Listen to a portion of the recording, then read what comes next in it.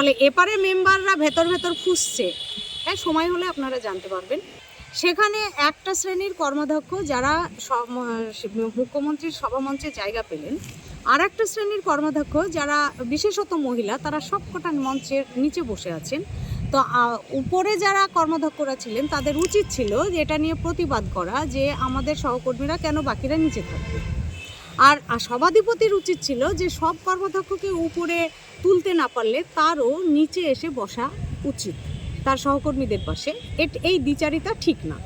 আমি জাস্ট এইটুকু ফেসবুকে লিখেছিলাম, হঠাৎ করে দেখছি হোয়াটসঅ্যাপ থেকে রিমুভ করে।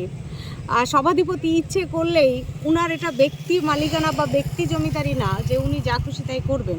এবার আমাকে রিমুভ করার পর হঠাৎ করে দেখছি প্রতিবাদের ঝড় উঠেছে গ্রুপে। 10 জন মতো মেম্বার প্রতিবাদ করেছে। যখন প্রতিবাদের ঝড় শুরু হয়েছে, সঙ্গে সঙ্গে রুবিয়া সুলতানা সে অনলি অ্যাডমিন করে দিয়েছে, যাতে করে ওখানে আর কেউ প্রতিবাদ করে লিখতে না পারে।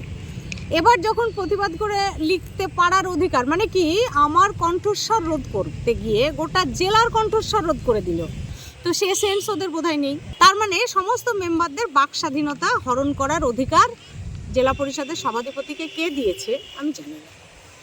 তারপরে মেম্বাররা লেফট হয়ে গেল, 14-24 জন মেম্বার গ্রুপ থেকে নিজেরা লেফট হয়ে গেছে। এই পারের জেলা পরিষদের মেম্বারগুলোকে নানানভাবে চেষ্টা হয়েছে প্রভোগ করার, যে তারা যেন কেউ এই রকম লেফট হয়ে না যায় বা তারা যেন কিছু না বলে। তো দেখুন, একটা ঘরে আগুন লাগলে তার পার্শ্ববর্তী ঘরগুলোতে আঁচ কিন্তু লাগেই। তো যাই হোক না কেন, আমি খুব মুক্ত, কারণ দেখুন হোয়াটসঅ্যাপ গ্রুপে লিখলে না ওই 60-70 জন 80 জনই জানতে পারতো। আমার যখন হোয়াটসঅ্যাপ গ্রুপ বন্ধ করেছে, তো আমি ফেসবুক পেজে লিখবো। তো ফেসবুক পেজে লিখবো মানে লোক কোটি কোটি মানুষ দেখবে।